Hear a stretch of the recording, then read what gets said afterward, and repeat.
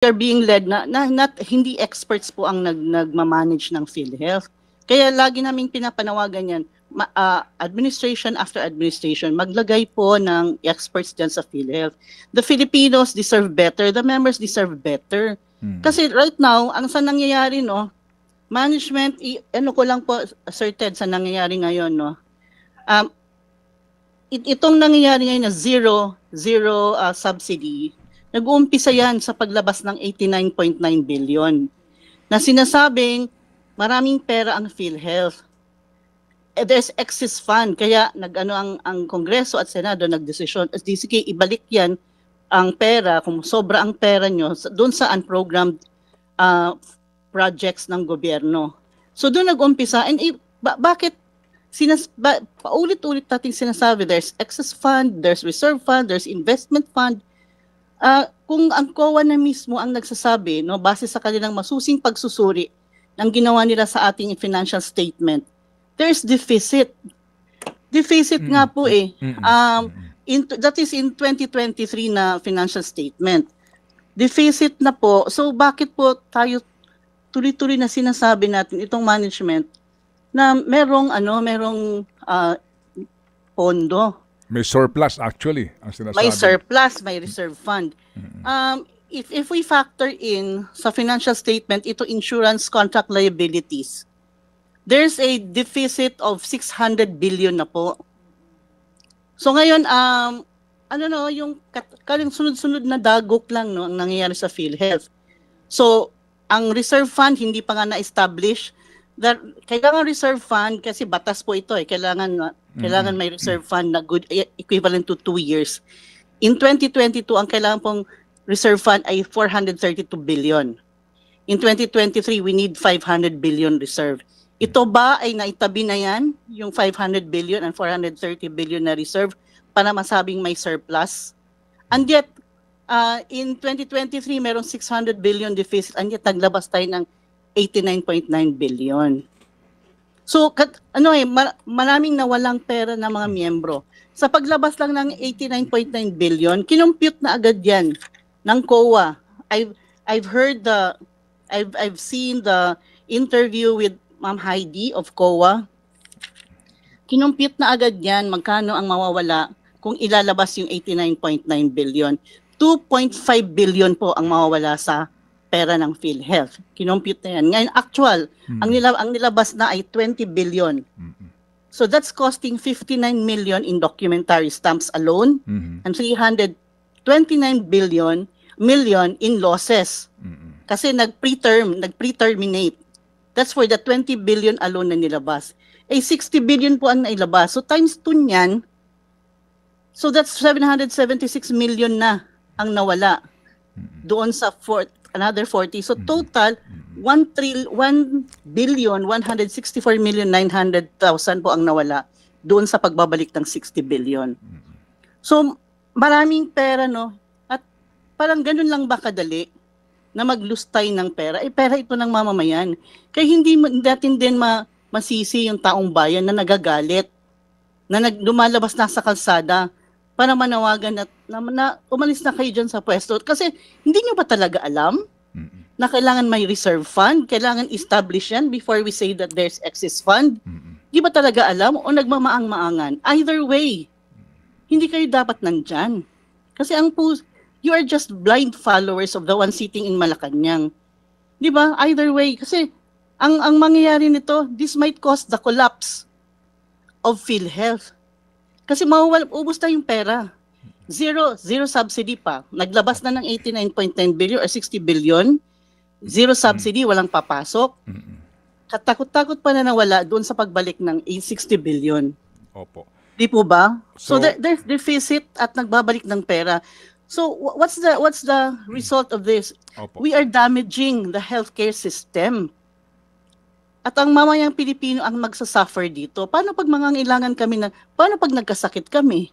Opo. So billion na yung pera namin dyan sa PhilHealth. Paano pag nagkasakit pala ang taong bayan? Sir Ted, gusto ko lang din i-address itong interview na ito sa manggagawa ng PhilHealth. Kasi po, dapat maunawaan po nila bakit tayo nagsasalita dito. Kasi merong iba po nagagalit. sa pagpa-unlock ko sa inyo sa interview. Dapat maintindihan po ng Union, kasi I'm really in a very difficult situation, may mga nagagalit.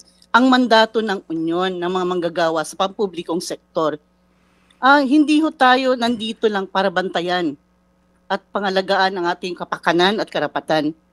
Tayo ay boses ng taong bayan. Representante tayo ng taong bayan sa mga ahensya na ating kinapapalooban. Obligasyon natin ang magsalita kung may nakikitang katiwalian. Every Monday we recite it, Ted. Kapag may nakitang katiwalian, obligasyon natin magsalita.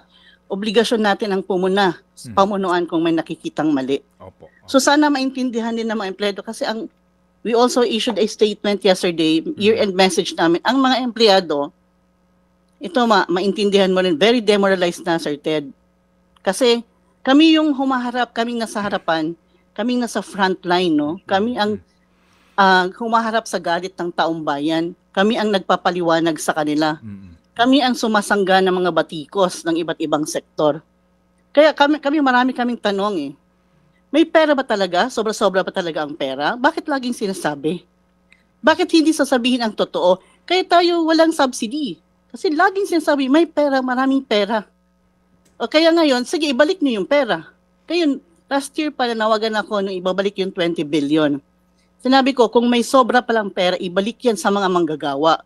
Hindi yan binabalik sa gobyerno.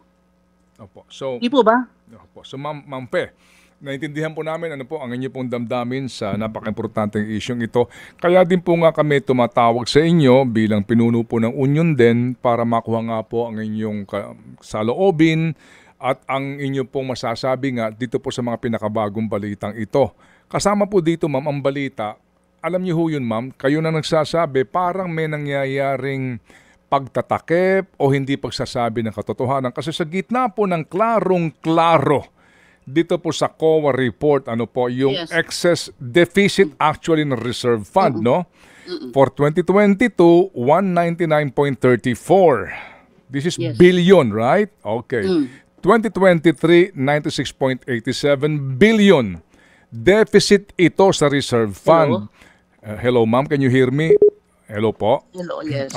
Deficit ito sa reserve fund, including nga po sa aming panayam mismo sa spokesperson po ng PhilHealth, doon po sa insurance liabilities, di ba, na kinakailangan natin maipaghanda, higit na po 1 trillion ang pinag-uusapan natin doon. Ngayon, ito, ang inyo pong CEO and President, na gusto ho namin din makapanayam, nagsabi sa hearing na naman sa lower house, na una, mukhang susunod siya doon sa panawagan na wag munang maningil ng kontribusyon, di ba?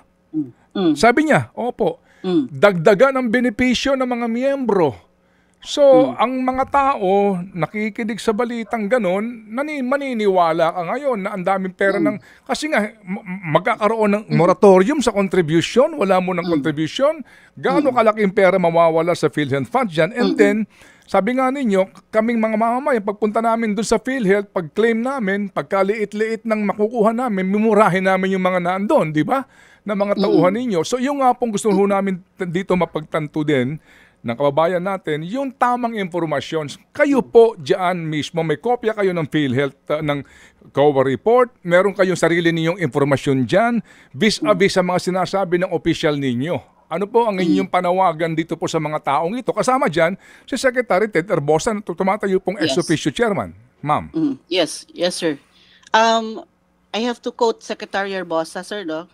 Sabi niya, we need to fix this broken system. So we challenge the good secretary and the board to fix it now. For the sake of the healthcare system and the 100 million Filipinos whose health needs depend on it. Lagi na pong sinasabi, there's a broken system in PhilHealth. So you need to fix it now. I'm addressing it to Secretary Herbosa and the board. Kasi last year pa kami nanawagan fix na. There's management crisis in PhilHealth. Mistake after mistake has been done and it's damaging the healthcare system and all the Filipinos will suffer for it. So yun nga po, laging sinasabi, may pera. 'Di ba? Hindi magbibigay ng subsidy. So hindi na magbibigay ng premium. So how will we expect for PhilHealth, for the program to be afloat when there are no more funds coming in? And our core operating budget depends on premium contributions. So how do we keep it afloat? PhilHealth, the program might collapse. Ngayon, papaano nangyayari sa pera natin? Ilang taon nang pinagbabayaran ng manggagawang Pilipino yan? 20 years? 30 years nagbabayad ang manggagawang Pilipino. Pag nag-retire siya, wala pala siyang madudukot, wala pala siyang magagamit pag na-hospital siya. Merong mga tao hindi nakakakita ng ospital, hindi nakakapak ng ospital kasi walang pambayad. 'Di ba? Itong subsidiya na to para to sa marginalized sector na ayaw nilang ibigay, ayaw ibigay ng Kongreso at Senado. Para sa marginalized sector ito, premium nila ito. Ngayon wala itong mga taong ito ang walang HMO. Sila pa yung ang tatanggalan ng subsidiya. So sino ngayon na mag-shoulder ng subsidy? Ang manggagawang Pilipino na nagbabayad na walang choice dahil automatic binabawasan sa sweldo. Sino ngayon? Di ba dapat ang gobyerno? Karapatan ang health. Health is a right. Dapat i-provide yan ng gobyerno. Bakit ngayon ang manggagawang Pilipino na ngayon ang mag-shoulder na yon ng subsidiya ng marginalized sector? At saan ngayon mapupunta ang subsidy na hindi ibibigay sa PhilHealth? Saan? Sa ayuda? Sa AKAP? Sa IMAP? Para magmamalimos na ang mga tao kasi nasa kanila na yung pera? Nasa mga kongresista, ng mga senador, magmamalimos na lang. Binabayaran na yan ng PhilHealth, binabayaran na yan ng mga taong bayan. So ngayon, this might cause the collapse. I think ako hindi na ako mananawagan kay President BBM kasi wala. Bingin na din eh. Wala na yung naririnig eh. Hindi ako mananawagan sa management ng PhilHealth, mananawagan ako sa taong bayan. We deserve better. We deserve much, much better. Kasi this is, I'm sorry for the PhilHealth employees, no? Kasi this is the reality. Reality check lang tayo, no? Wala nang perang pumapasok and yet management is saying maraming pera, maraming pera. So ang mga kongresista, mga senador, kukunin ang pera, saan mapupunta? At sino magsasuffer ngayon? Ang mamamayang Pilipino na walang pang-pa-ospital in case na mag-collapse o bumagsak ang ating National Health Insurance Program. Opo. Sige po, ma'am. Salamat po na marami. Panghuli po, Ma'am Fe, no? Kasi po din sa decision po, di ba, ng NPC dito, yung lahat na 42 million individuals, no, na apektado po ng data breach, kinakailangang informahan. Kinakailangan sulatan, di ba? They have to write them, no? Through mail, right? Kasi hindi naman lahat may internet eh. Okay? Yes. So, yung gastos po dito sa 42 million mails na ipapadala, ito ay gastos ng mga miyembro. Yes, kukunin na naman sa budget ng PhilHealth. So that's 42 million times 16 pesos. How much is the 16 mail? Postal Services 16, hindi pa kasama yung papel at saka yung printing at saka yung sobre. Yes. Oo. Yes. So let's do the math. So malaking pera din yan, Sir Ted. So ang laking nawala ng pera, no? Ang laking nawalang pera ng mamayang Pilipino. Okay. So ito ho, sigurado, ang gastos dito para doon sa printing sa mga papel at sobre, PhilHealth, yung mailing nito, PhilHealth din, no? Meaning members' contributions, right? Yes, yes, sana wala namang ibang panggagalingan, Sir Ted. Okay, opo. And again, to put it in the right perspective, sa akin po nabanggit kanina, yung aking binanggit na 228.6 billion ay yung income na computation na babawasan ng 2% bilang penalty. So that's 4 billion, ma'am.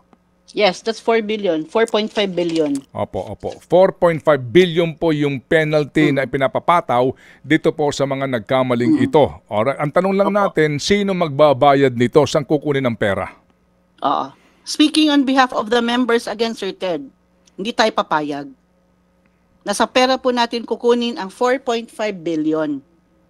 That's our money, premium yan natin na pinaligay sa PhilHealth. At that is members' money and that should be used for our healthcare at sa ating pagkaka-ospital. Dapat gagamitin yan natin kung kailan natin kailangan. So that should be not be paid for by PhilHealth.